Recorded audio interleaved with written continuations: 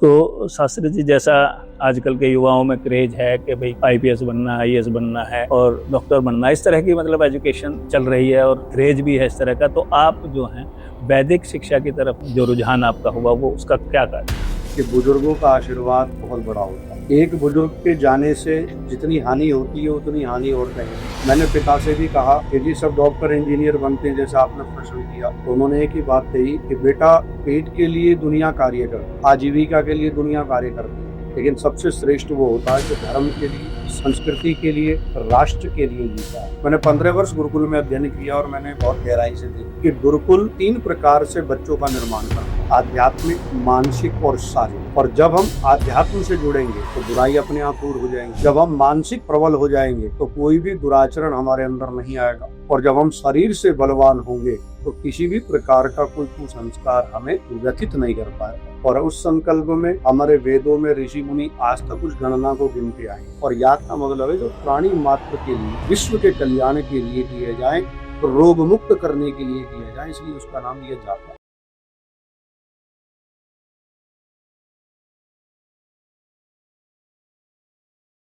नमस्कार दोस्तों, मैं आपका अपना राजवीर पहलवान और आप जुड़ चुके हैं अपने यूट्यूब चैनल एक नई क्रांति से। आप सभी का स्वागत है। और मेरे साथ आज वैदिक प्रवक्ता आचार्य राजकुमार शास्त्री जी हैं, जिनसे हम वैदिक संस्कृति और सनातन पे बात करेंगे। तो शास्त्री जी, आपका स्वागत है। तो शास्त्री, सबसे पहले तो मैं आपका परिचय चाहूँगा कि हमारे दर्शकों को पता लगे कि आपकी जो शिक्षा दीक्षा है, जो परिचय आपका छोटा सा वो। सभी देशवासियों को सर्वप्रथम मेरा नमस्कार। जैसा कि अभी आपने परिचय की बात कही, मैं गुरुकुल से शास्त्री आचार्य हूँ, बम्बई से वैदिक विद्वान, हरियाणा से वैदिक प्रवक्ता की उपाधि प्राप्त है। देश और विदेश में यज्ञ, संस्कार, हवन, चारों वेदों के पारायण यज्ञ मैं करने के लिए जाता हूँ और सैकड़ों परिवारों को वैदिक धर्म, सत्य सनातन वैदिक धर्म की ओर मैंने मोड़ा है। और आज भी उसी कर्तव्य की ओर, ऋषि मुनियों की ओर हम बढ़ रहे हैं।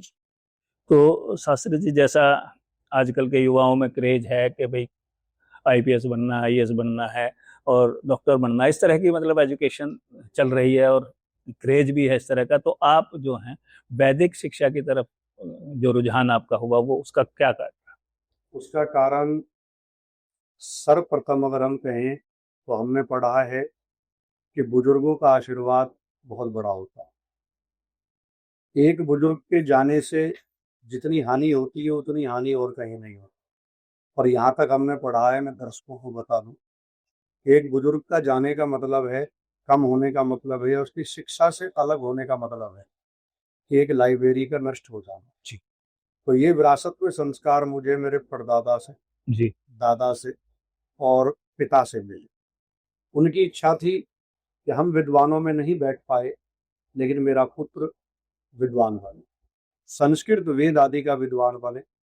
मैंने पिता से भी कहा कि जी सब डॉक्टर इंजीनियर बनते हैं जैसा आपने प्रश्न किया, तो उन्होंने एक ही बात कही कि बेटा पेट के लिए दुनिया कार्य करती है, आजीविका के लिए दुनिया कार्य करती है, लेकिन सबसे श्रेष्ठ वो होता है जो धर्म के लिए, संस्कृति के लिए, राष्ट्र के लिए जीता है। और वही ध्येय मुझे मिला कि मैं कक्षा 6 से गुरुकुल में पढ़ा। बीए माने शास्त्री, एमए माने आचार्य, बीएड माने शिक्षा शास्त्री, फिर वैदिक विद्वान और वैदिक प्रवक्ता की उपाधि लेकर के पिता के और धर्म और संस्कृति के रक्षण के लिए मैं इस यज्ञ में कूद पड़ा। वैदिक संस्कृति के लिए मैं तत्वभूत हुआ। तो अगर हम बात करें शिक्षा की, जैसे तो ये जो गुरुकुलीय शिक्षा है ये आज क्यों जरूरी समझ रहे हैं आप? इसके बहुत से कारण हैं, लेकिन मैं आपको और दर्शकों को बता दूं कि जैसे आज आप देख रहे हैं कि किसी कवि ने बड़ा सुंदर कहा है कि जिन खेतों में वर्षा नहीं होती वहाँ फसलें खराब हो जाती हैं, और जिन घर परिवारों में संस्कार नहीं होते वहाँ नस्लें खराब हो जाती हैं। और आज आप देख रहे हैं कि नस्ल बिगड़ती जा रही है। और जब वो नस्लें बिगड़ रही हैं तो आज सारे माता पिता आलाहित हैं, दुखी। मेरे पास सैकड़ों माँ बाप आते हैं जो ये कहते हैं कि आचार्य जी मेरे बच्चे को रास्ता दिखाओ। हमारे शास्त्र और वेद कहते हैं कि गर्भ से लेके 5 साल तक बच्चे को माँ शिक्षित करे, 5 से 8 वर्ष तक पिता, और 8वें वर्ष के पश्चात उस बालक को गुरुकुल के अंदर भेज दो। रही हमारी पद्धति रही। हम अगर वेदों को देखें, ब्राह्मण ग्रंथों को देखें और संहिताओं को देखें, तो वहाँ सीधा सा उत्तर रहा है कि जब जब गुरुकुल के अंदर बच्चे जाते थे, तो वहां उस भट्टी में तप करके वो बच्चा सोना निकल करके कुंदन बन करके आता था। और गुरुकुल का पढ़ाई अपनी संस्कृति, सभ्यता और परंपरा और मातृ पितृ भक्तता को पूर्ण करने में समर्थ हो सकता है, इसलिए गुरुकुल जरूरी है। इसलिए जरूरी है। तो ये चीजें हम मतलब गुरुकुल में ही सीख सकते हैं, या गुरुकुल में कुछ और अलग भी कुछ ऐसा मतलब? गुरुकुल में हम सब ये जानते हैं कि संस्कृत का पठन पाठन होता है, वहां से केवल वेद पाठी बनेगा या पुरोहित बनेगा या पंडित बनेगा, ऐसा नहीं है। मैंने 15 वर्ष गुरुकुल में अध्ययन किया और मैंने बहुत गहराई से देखा कि गुरुकुल 3 प्रकार से बच्चों का निर्माण करता है: आध्यात्मिक, मानसिक और शारीरिक। और जब हम आध्यात्म से जुड़ेंगे तो बुराई अपने आप दूर हो जाएंगी। जब हम मानसिक प्रबल हो जाएंगे तो कोई भी दुराचरण हमारे अंदर नहीं आएगा। और जब हम शरीर से बलवान होंगे तो किसी भी प्रकार का कोई कुसंस्कार हमें व्यथित नहीं कर पाएगा। तो गुरुकुल में इसलिए परमावश्यक हो जाता है कि आज की संस्कृति को देखते हुए गुरुकुल विद्या सर्वोपरि। राम और कृष्ण को देखें, हम ऋषि ब्रह्मा से लेकर ऋषि दयानंद तक को देखें, तो सभी ने गुरुकुल के अंदर अध्ययन किया था और आज वो पूज्य हैं और सम्मान। तो शास्त्री जी, अगर सनातन की बात करें, तो सनातन की जो वैदिक व्याख्या अगर हम करें, दर्शकों को बताएं तो आप थोड़ा।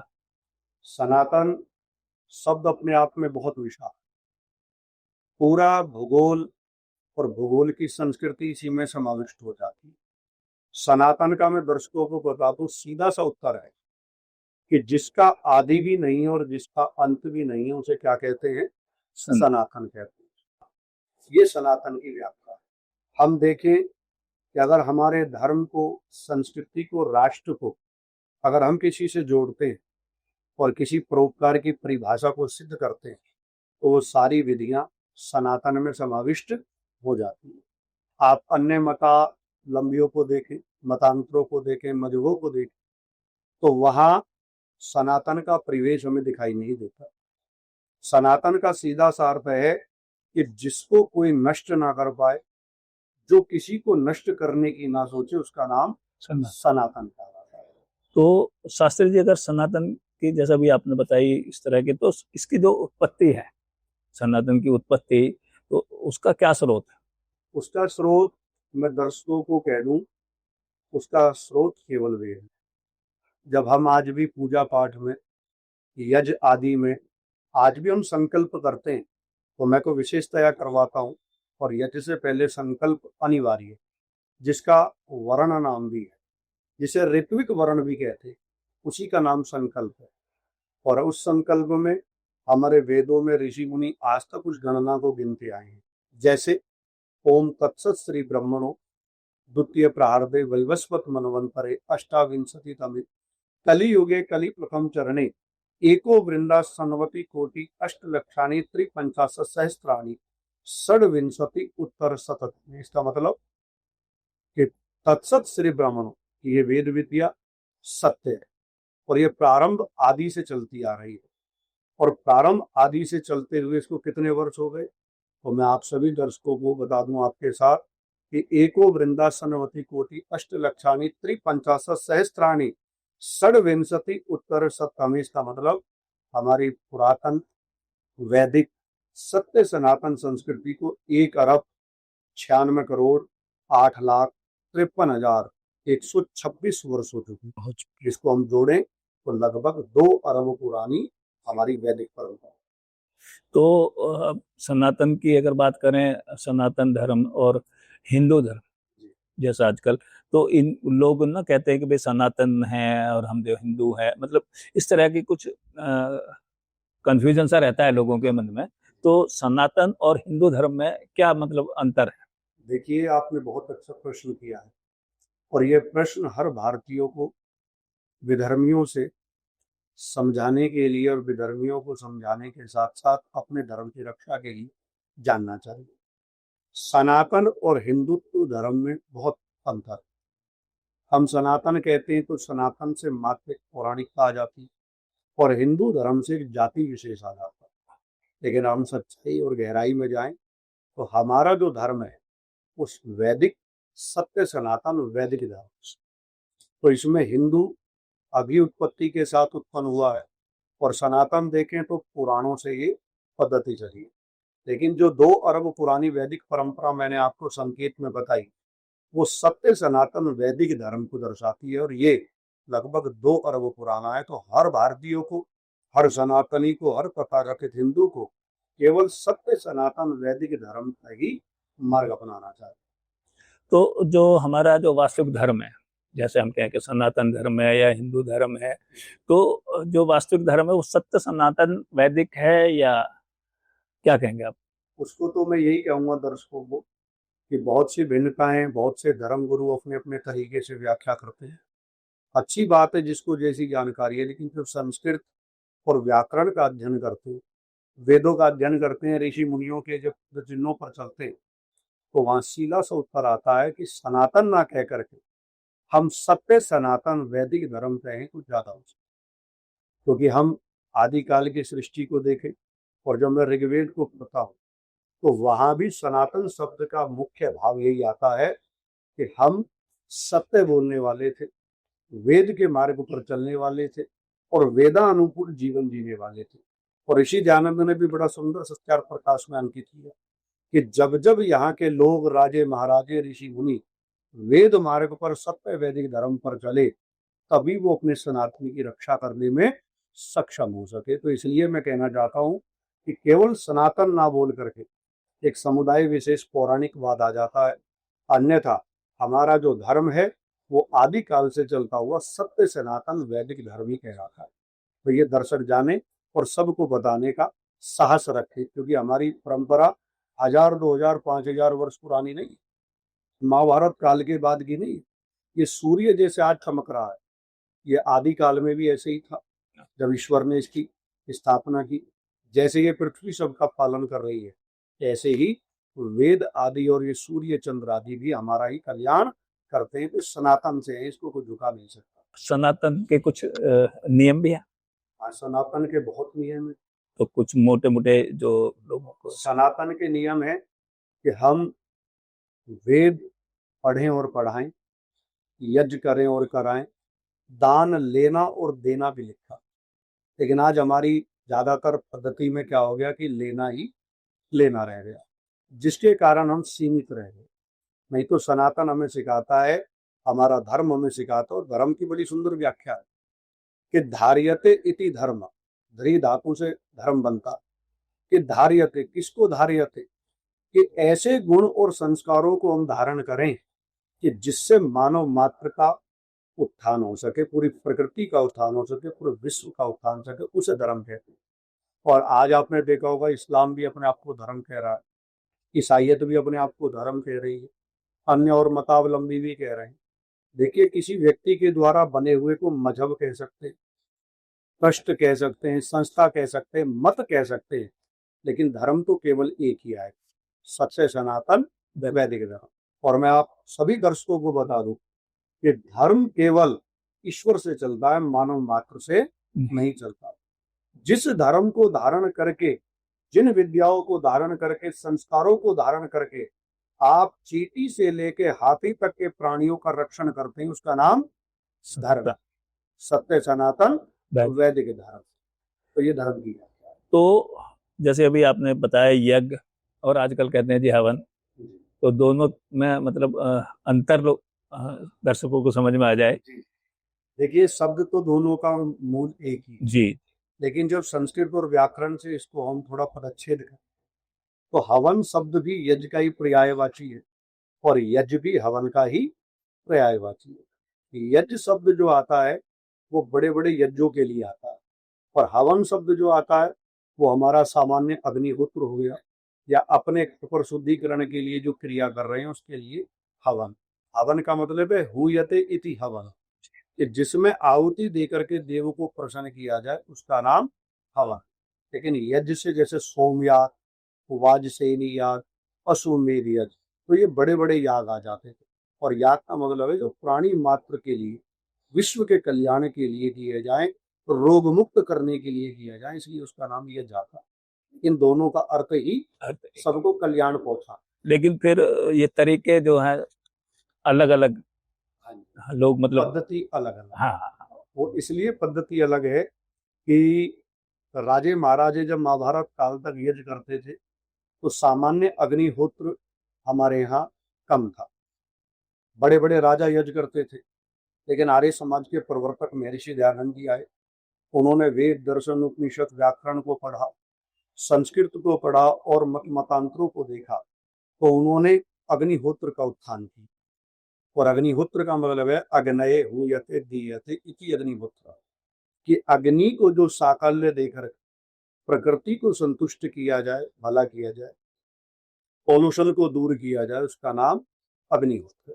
तो इन दोनों में समानता तो एक ही है, लेकिन असमानता अगर देखें तो जो अपने लिए किया जा रहा है वो अग्निहोत्र है, परिवार के लिए किया जा रहा है, अपने आसपास की शुद्धि के लिए वो अग्निहोत्र या हवन। लेकिन जो विश्व कल्याण के लिए, जैसे मानव चारों कल्याण। वेदों का यज्ञ करते हैं, पारायण यज्ञ बोलते हैं। सोमयाग राजा किया करते थे। सोमयाग की एक विधि थी कि उसमें कुछ ऐसी औषधियों को, जब रोग ज्यादा बढ़ जाते थे, उनको तृप्त करने के लिए वो बड़े याग, बड़े यज्ञ किए जाते थे। इसलिए इसमें ये असमानता है। तो अगर आप लग रहे हैं, प्रचार प्रसार भी कर रहे हैं, तो कैसे इसका मतलब प्रचार प्रसार अगर हम चाहें कि भाई ये विश्वव्यापी हो जाए, उसके लिए आप क्या कर रहे हैं? उसके लिए हम घर घर जाकर के, नगर नगर जाकर के, अभी मैं गुजरात गया, कम से कम 2-2.5 करोड़ का यज्ञ था, तो वहाँ लोगों को जागृत हमने की। आज भी मैं घर घर जाकर के गरीब से गरीब परिवारों में, जिनके पास देने का भी सामर्थ्य नहीं है, फिर भी हम उनको ये कहते हैं अगर आपके पास नहीं तो हम सामान लेकर के जाएंगे, आएंगे और यज्ञ करेंगे। लेकिन हमारी जो वैदिक परंपरा है, वैदिक सत्य सनातन जो हमारा धर्म है, आपको उस ओर बढ़े, तो उसके लिए हमने घर घर यज्ञ का अभियान छेड़ा है। बच्चों को, बेटियों को, बहनों को मैं दैनिक यज्ञ सिखाने का प्रयत्न कर रहा हूँ, संध्या सिखाने का प्रयास कर रहा हूँ। और आज 1 घंटे हमारे यज्ञ को सुनने के बाद एक परिवार, चाहे कितना पौराणिक क्यों ना हो, वो वेद के रास्ते पर आ जाता है, वो जीवन भर यज्ञ के लिए हमसे जुड़ जाता है। तो ये हमारा इस समय विश्वव्यापी कार्य घर घर चल रहा है। अगर बात करें, भाई आपने बताया कि मतलब लगे हुए हैं, पूरे प्रचार प्रसार में लग रहे हैं, तो इससे मानव को क्या संदेश मिलता है? इससे मानव को संदेश मिलता है कि वेद, जो वेद शास्त्र हैं हमारे, इनसे मानव को क्या संदेश? वेद मानव मात्र को प्रगतिशील बनाते हैं। वेद हमें चेतावनी देते कि उत्कृत माता पुरुषा मावा पथ्या मृत्यु पंग विषय बुंज मानव, कि वर्तमान अवस्था से मानव को कुछ जो अज्ञान, अंधविश्वास की भेड़ियां तेरे मार्ग को रोक रही है, जो तुझे अपने धर्म के उत्थान से रोक रहा है, जो लोगों की भलाई परोपकार से तुझे बेड़ियां रोक रही हैं, अंधविश्वास अज्ञान रोक रहा है, उन बेड़ियों को काटता हुआ सन्मार्ग पर जल, ये वेद आदेश कर। और वेद का सबसे बड़ा सर्वव्यापी सिद्धांत है मनोर्भव दिव्यम जना, कि सब मनुष्य बनो। आज हम क्या कहते हैं कि इस्लाम में दक्ष हो, ईसाई कहते हैं तो ईसाई बन, डॉक्टर कहता है तो डॉक्टर बन, इंजीनियर कहता है तो इंजीनियर बन। ये सब बाद की बातें हैं, लेकिन वेद हमें विश्वव्यापी भाव देता है कि मनोर्भव दिव्यम जनम, पहलू मनुष्य बनो। अगर हम मानव हैं, मानवता हमारे भीतर है, तो हम कुछ भी बनने के लिए तैयार हो सकते हैं और परोपकार कर सकते हैं। अगर हम मानव नहीं है तो हम कहीं भी उन्नति के पात्र नहीं बन सकते। ये वेद हमें आदेश देता है। तो अगर जैसे गीता है, धार्मिक ग्रंथ हैं हमारे, इनका धर्म में क्या मतलब आप वो? गीता श्री कृष्ण का वो अलौकिक ग्रंथ है जी। कि जो हमें सत्य असत्य, आत्मा जीवात्मा, अपने और पराये और सत्यार्थ का जो है अध्ययन कराता। गीता में भी बड़ा सुंदर श्री कृष्ण महाराज ने उदाहरण दिया है, यतो धर्मा ततो जय, कि जहाँ धर्म है और धर्म के साथ आप खड़े हुए, अपने वैदिक सनातन के साथ खड़े हुए, वेदों के साथ खड़े हुए, अपनी याज्ञिक परंपराओं के रक्षण के लिए खड़े हुए, तो वहीं विजय है। और आपने सबने पढ़ा होगा कि शस्त्र के साथ साथ शास्त्र भी परम आवश्यक। अगर शास्त्र आवश्यक ना होते, धर्म आवश्यक ना होता, तो जिस समय बख्तियार खिलजी ने नालंदा विश्वविद्यालय जलाया, 6 माह तक जहाँ अग्नि जली, जितना बड़ा हमारा साहित्य वहाँ जल करके राख हो गया। और उसका कुप्रभाव ये पड़ा कि आज हमारी युवा पीढ़ी, हमारी माताएं बहनें अंधविश्वास में इतनी भटक चुकी है कि गंगा गए तो गंगादास और जमुना गए तो जब जमुना दास वाली स्थिति किन कर्तव्य ढूंढ के हमारे बीच में आ गई। अभी मैं आपको बता दूं दर्शकों के साथ कि रक्षाबंधन गया, आज से 10 साल पहले रक्षाबंधन कोई बहन मनाती थी तो कोई भद्रा का विचार नहीं था, कोई समय मुहूर्त काल घड़ी का कोई विचार ऐसा नहीं था।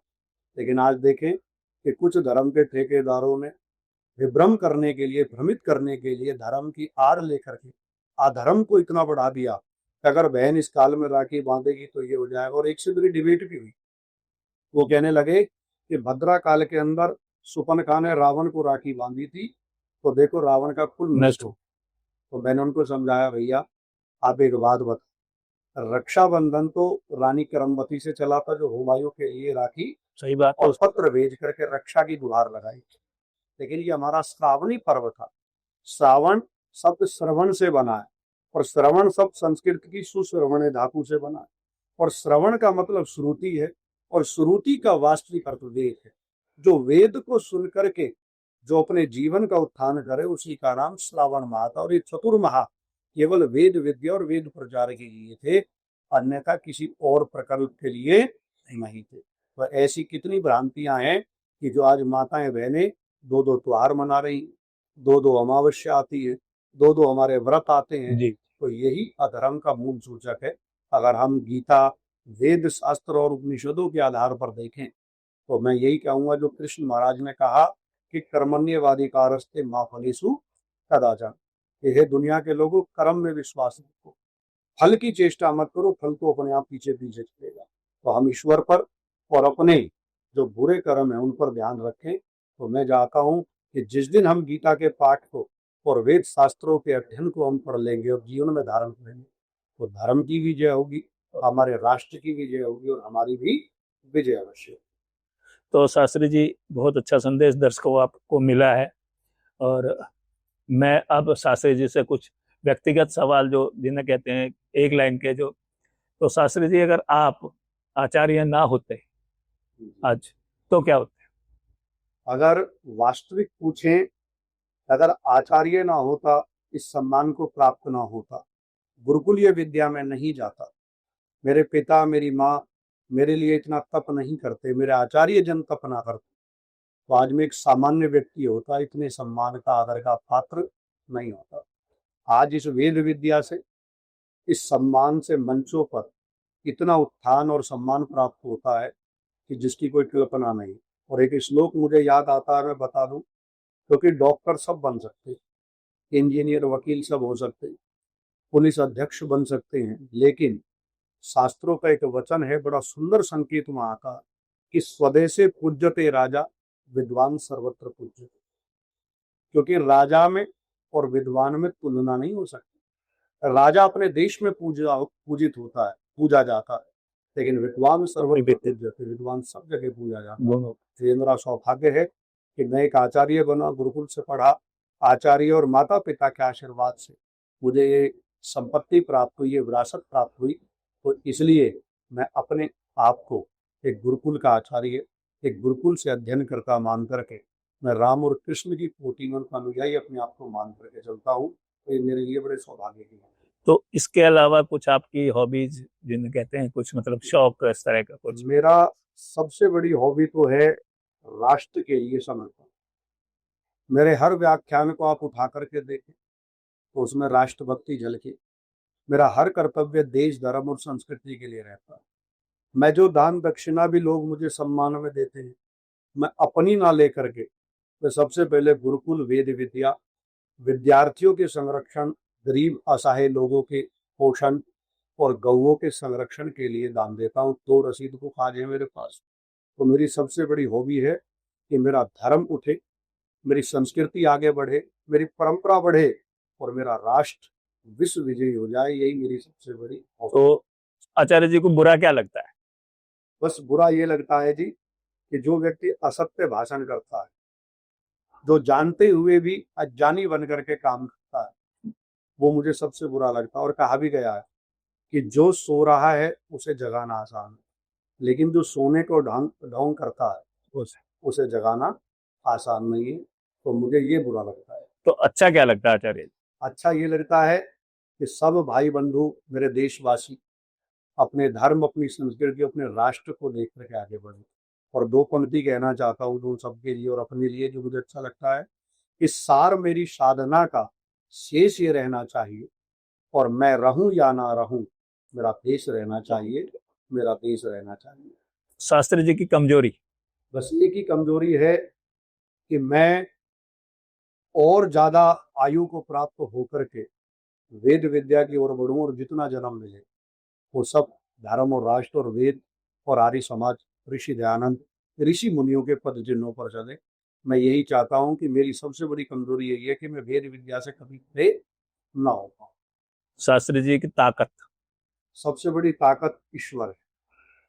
मैं दोनों समय संध्या कर भोजन करता हूँ, और बिना ईश्वर के धन्यवाद है मैं अपना कोई भी कार्य नहीं करता।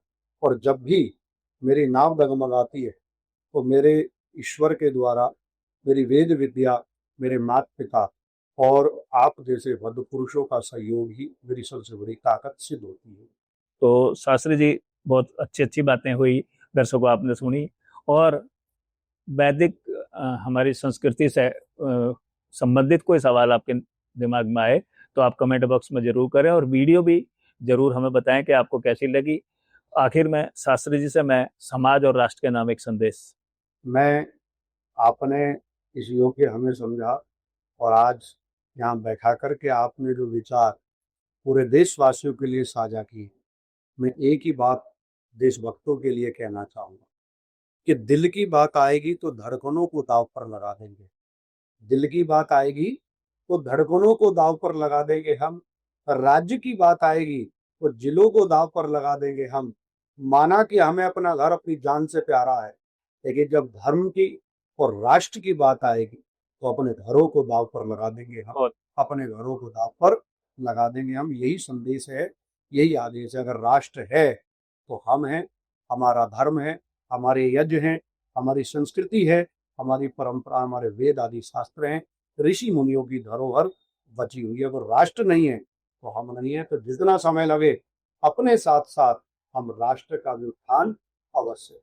तो दर्शकों, आज की वीडियो में बस इतना ही। मिलते हैं बहुत जल्दी। और जिन्होंने चैनल सब्सक्राइब नहीं किया है वो चैनल को सब्सक्राइब कर लें, और वीडियो को लाइक और शेयर जरूर करें। आज के लिए इतना ही। तो आचार्य जी, आपका धन्यवाद बहुत बहुत ज़्यादा, आपने समय दिया। मिलते हैं फिर दर्शकों के सवालों के साथ। तब तक के लिए जय हिंद, जय भारत। और भी कोई किसी का विषय हो, धर्म से, राष्ट्र से, संस्कार, संस्कृति और यज्ञ हवन से, तो हम आगे भी आपके साथ जुड़ेंगे और आपके प्रश्नों का उचित उत्तर प्रमाण के साथ साझा करेंगे। बहुत बहुत धन्यवाद। चैनल को आप जरूर आगे बढ़ाएं, सब्सक्राइब करें, लाइक करें और शेयर भी करें। जो ये संस्कृति का ये प्रश्न उत्तरों का संग्रह, ये धरोहर लोगों तक और अधिक पहुंचे। धन्यवाद। नमस्कार।